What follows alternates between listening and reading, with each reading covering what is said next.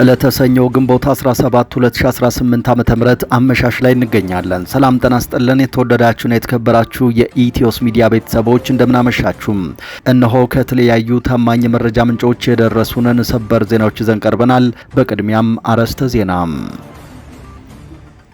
በአማራ ምድር ባገዛዙ ጦርና በፋኖ ኃይሎች መካከል የፊት ለፊትና የጨበጣ ውጊያው ተጠናክሮ ቀጥሏል። በውጊያውም ከፍተኛ ያገዛዙ ጀነራል መገደላቸው የተነገረ ሲሆን በሄሊኮፕተር አስከሬናቸው ወደ አዲስ አበባ ተልኳል። በዚህ ሰዓትም አገዛዙ የጀነራሉን የቀብር ስነ ስርዓት ለመፈጸም ወታደራዊ ዝግጅት እያከናወነ መሆኑ ተነግሯል።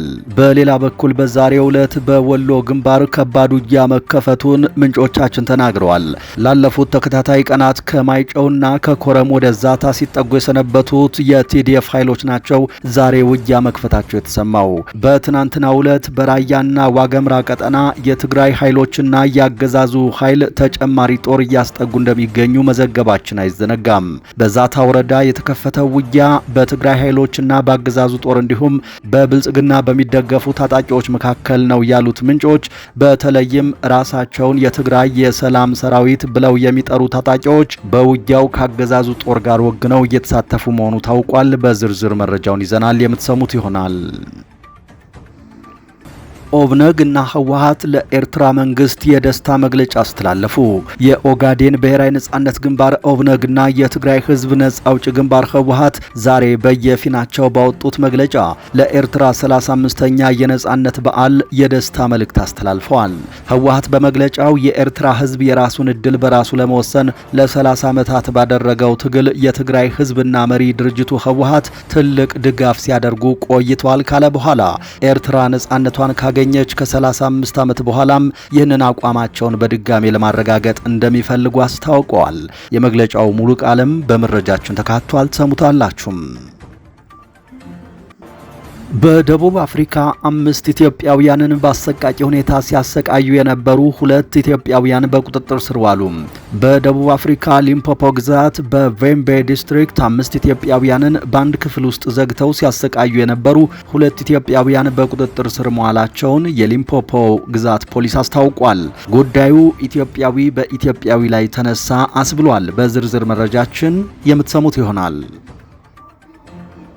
እኛም ጋር ስጋት ነበር፣ በመጨረሻ ግን የተፈራው ደርሶ ግጭት ተቀስቅሷል ሲሉ የሲዳማ ነዋሪዎች ተናገሩ። በሲዳማና በኦሮሚያ ክልሎች አዋሳኝ አካባቢዎች ተቀስቅሶ ወደ ሌሎች አካባቢዎች የተስፋፋው ግጭት አመሻሹን በሌላ አዲስ አካባቢ መቀስቀሱን ነዋሪዎች ገልጸዋል። አዲሱ ግጭት የተቀሰቀሰው በሲዳማ ክልል ምስራቃዊ ዞን በንሳ ወረዳ ሐማሾ ቦረናና ቃሜጦ በተባሉ አካባቢዎች ሲሆን ከዚሁ ጋር ተያይዞ አዋሳኝ በሆኑት የኦሮሚያ ክልል ምዕራብ አርሲ ዞን ወረዳዎችም እንዲሁ ግጭት ተነስቷል። በዝርዝር መረጃችን ጉዳዩን እናሰማችኋለን። ክቡራትና ክቡራን ከኛ ጋር ከቆያችሁ እነዚህንና ሌሎችን መረጃዎች ቀጥለን በዝርዝርና በትንታኔ ወደ እናንተ እናደርሳለን። ለኢትዮስ ሚዲያ አዲስ ከሆናችሁና በየቀኑ የምንለቃችሁ አዳዲስ መረጃዎች እንዳያመልጧችሁ ከፈለጋችሁ ቻናሉን ሰብስክራይብ፣ ቪዲዮውን ላይክ እና ሼር ማድረጋችሁን እርግጠኛ ሁኑ። አሁን በቀጥታ ወደ ዝርዝር መረጃው።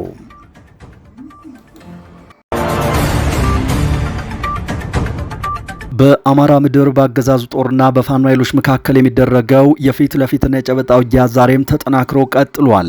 የፋኖ ኃይሎች ጀነራሉን አሰናብተነዋል ሲሉ ገልጸዋል።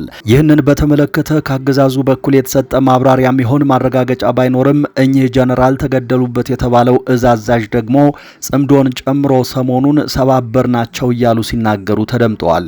የብልጽግናው ሹም ደግሞ ወሎ ላይ የሚተኮስብን አሰብ እንዳንገባ ነው የሚል ማብራሪያ አቅርበዋል። በአማራና በኦሮሚያ ክልል የተለያዩ ቦታዎች የሚደረጉ ውጊያዎችና የሚፈጸሙ ጥቃቶች ቀጥለዋል። በዛሬው ዕለት በወሎ ግንባር ኮረምና ዛታ ወረዳ ከባድ ውጊያ መከፈቱን የሚዲያችን ምንጮች አረጋግጠዋል። ላለፉት ተከታታይ ቀናት ከማይጨውና ከኮረም ወደ ዛታ ሲጠጉ የሰነበቱት የትግራይ ኃይሎች ናቸው ዛሬ በከባድ መሳሪያ ውጊያ መክፈታቸው የተሰማው። በትናንትናው ዕለት በራያና ዋገምራ ቀጠና የትግራይ ኃይሎችና የብልጽግና አገዛዝ ተጨማሪ በርካታ ጦር እያስጠጉ እንደሚገኙ መዘገባችን ይታወሳል። በዛታ ወረዳ የተከፈተው ውጊያ በትግራይ ኃይሎችና በአገዛዙ ጦር እንዲሁም ብልጽግናን በሚደግፉ ታጣቂዎች መካከል እየተካሄደ እንደሚገኝ ምንጮች አረጋግጠዋል። በተለይ የትግራይ ሰላም ሰራዊት ተብለው የሚጠሩ የነጌታቸው ረዳ ታጣቂዎች ከአገዛዙ ኃይል ጋር ወግነው እየተዋጉ መሆኑ ተነግሯል። የቲዲኤፍ ኃይሎች በአንጻሩ በዛታ ወረዳ ዲሽቃና ሌሎች ከባባድ መሳሪያዎችን በመጠቀም ነው የማጥቃት ውጊያውን ከፍተዋል ያሉት ምንጮቻችን በራያና ዋገምራ ቀጠናዎች ያገዛዙና የትግራይ ኃይሎች ተጨማሪ በርካታ ሰራዊታቸውን ከማስጠጋታቸው በተጨማሪ ከባድ መሳሪያዎችን ወደ አካባቢዎች እያስጠጉ እንደሚገኙ ሚዲያችን መዘገቡ ይታወሳል። ይህ በእንዲህ እንዳለ የማዕከላዊ እዝ ምክትል አዛዥ ብርጋዴር ጀነራል አስናቀ አይተነው በፋኖ መገደላቸው ተሰምቷል። በወለጋ ቢዛሞ ቀጠና አንሻ ሰይድ እዝ ያበጀ ጥበቡ ነበልባል ክፍለ ጦር አርበኞች ትናንት ግንቦት 16 አመሻሹን በወሰዱት የማጥቃት እርምጃ ያገዛዙን ከፍተኛ አመራሮች ጨምሮ በርካቶችን መደምሰሳቸውን ይፋ አድርገዋል። ከእዙ ህዝብ ግንኙነት መምሪያ ለማረጋገጥ እንደተቻለው በዚህ የማጥቃት ኦፕሬሽን የማዕከላዊ እዝ ምክትል አዛዥ ብርጋዴር ጀነራል አስናቀ አይተነው ተመተዋል። መነሻቸውን የምስራቅ ወለጋ ዞን መቀመጫ ከሆነችው ነቀምቴ ከተማ አድርገው ወደ ጊዳያና ወረዳ ሲንቀሳቀሱ የነበሩት የማዕከላዊ እዝ ወታደሮችና ወታደራዊ አዛዦች ዲቾ ተራራ ላይ ሲደርሱ ከባድ የሽምቅ ጥቃት ተፈጽሞባቸዋል። በዚህም የማዕከላዊ እዝ ምክትል አዛዥ ብርጋዴር ጀነራል አስናቀ አይተነው መንግስቴን ጨምሮ አንድ ሬጅመንት የሚሆን ያገዛዙ ኃይል ሙሉ በሙሉ ማለቁን የተነገረው። በተጨማሪም 8 ወታደራዊ ተሽከርካሪዎች እንዲሁም በርካታ የቡድንና የነፍስ ወከፍ መሳሪያዎች ወደ ፋኖ ካዝና ገቢ ተደርገዋል ሲሉ የቀጠናው ምንጮች አረጋግጠዋል። በዚህ ጥቃት ህይወታቸው አልፏል የተባሉት ብርጋዴር ጀነራል አስናቀ አይተነው በሄሊኮፕተር አስከሬናቸው ተነስቶ ወደ አዲስ አበባ መወሰዱም ታውቋል። በትናንቱ ጥቃት የተገደሉት የጀነራሉ አስከሬን ዛሬ ጧት ነው በወታደራዊ ሄሊኮፕተር ወደ አዲስ አበባ የተወሰደው ተብሏል።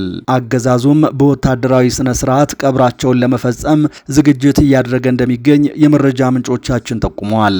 የብርጋዴር ጀነራል አስናቀ ሞትን በተመለከተ የብልጽግና አገዛዝ ይህ ዘገባ እስከተጠናቀረበት ጊዜ ድረስ የማስተባበያም ሆነ የማረጋገጫ መረጃ አላወጣም። በተመሳሳይ በአማራ ክልል የተለያዩ አካባቢዎች በአገዛዙ ጦርና በፋኖ መካከል የጨበጣ ውጊያው ቀጥሏል። በማዕከላዊ ጎንደር ዞን አርማጭሆ ቀጠና የተደረገ ከባድ ውጊያን ተከትሎ ሰብአዊና ቁሳዊ ጉዳት ተመዝግቧል። ዛሬ ግንቦት 17 2018 ከጠዋት ጀምሮ በቀጠለው ውጊያ ከ50 በላይ የአገዛዙ ጦር አባላት መገደላቸውን የአማራ ፋኖ ብሔራዊ ንቅናቄ ይፋ አድርጓል። በጎንደር አርማጭሆና ጠገዴ ግንባርም እንዲሁ ከፍተኛ ጉዳትን ያስከተለ ውጊያ እየተደረገ መሆኑን ከግንባር የተገኙ መረጃዎች አረጋግጠዋል።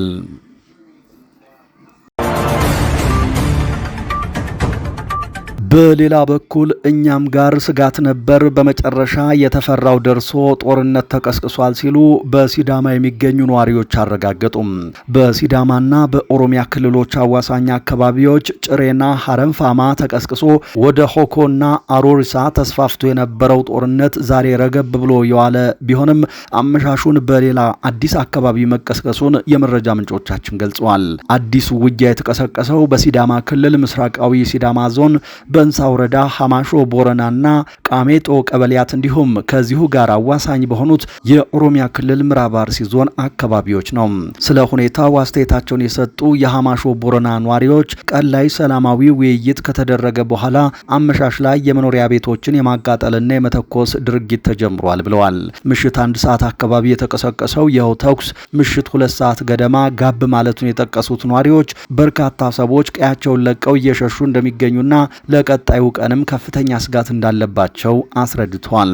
አካባቢው ከዚህ ቀደምም ተደጋጋሚ ግጭት የሚስተዋልበት መሆኑን የጠቆሙት አስተያየት ሰጪዎቹ ስለደረሰው የጉዳት መጠንም ቤቶች መቃጠላቸውንና ሰው መገደሉን አመልክቷል።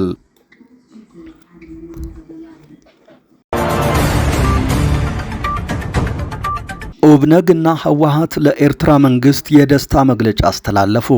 የኦጋዴን ብሔራዊ ነጻነት ግንባር ኦብነግና የትግራይ ህዝብ ነጻ አውጪ ግንባር ህወሓት ዛሬ በየፊናቸው ባወጡት መግለጫ ለኤርትራ 35ኛ የነጻነት በዓል የደስታ መልእክት አስተላልፈዋል። ህወሓት በመግለጫው የኤርትራ ህዝብ የራሱን ዕድል በራሱ ለመወሰን ለ30 ዓመታት ባደረገው ትግል የትግራይ ህዝብና መሪ ድርጅቱ ህወሓት ትልቅ ድጋፍ ሲያደርጉ ቆይተዋል ካለ በኋላ ኤርትራ ነጻነቷን ካገኘች ከ35 ዓመት በኋላም ይህንን አቋማቸውን በድጋሜ ለማረጋገጥ እንደሚፈልጉ አስታውቋል። ጨምሮም የትግራይ ህዝብና የኤርትራ ህዝብ በመልካምም ሆነ በመጥፎ ጊዜ ለጋራ ድል እርስ በርሳቸው ሲደጋገፉ የቆዩ ወንድማማች ህዝቦች ናቸው ያለው መግለጫው በማስከተልም የትግራይ ህዝብና መሪ ድርጅቱ ህወሓት በመልካም ጉርብትናና ሰላማዊ ወዳጅነት ላይ የተመሰረተ ግንኙነታቸውን ለማጠናከር ይፈልጋሉ ብሏል። ይህ በእንዲህ እንዳለ ኦብነግ በበኩሉ መልካም የኤርትራ ነጻነት በዓል በሚል ርዕስ ባወጣው መግለጫ ኤርትራ ነጻነቷን ያገኘችው በጽናት በመስዋዕትነትና በቁርጠኝነት በአፍሪካ ውስጥ ረዥም የሚባለውን ትግል አድርጋ መሆኑን ጠቅሶ የኤርትራና የሶማሌ ህዝቦች ለቀኝ ግዛትና ፍትሐዊነት ባላቸው እምቢተኝነት የጋራ ዝምድና አላቸው ብሏል።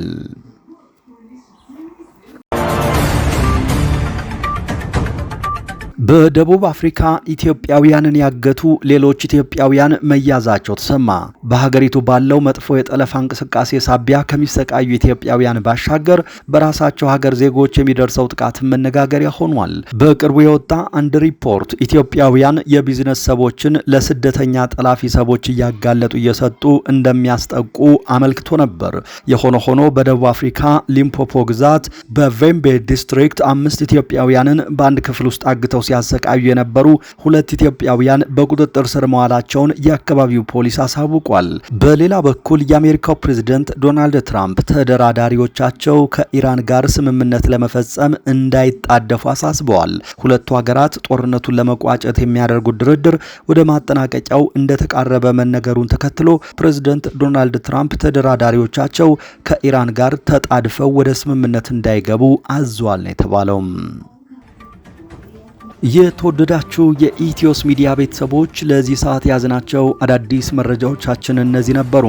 ነገ በተመሳሳይ ሰዓት ሌሎች ጉዳዮችን ይዘን እንጠብቃችኋለን። እስከዛው በያላችሁበት ሰላም ጊዜ ተመኘን።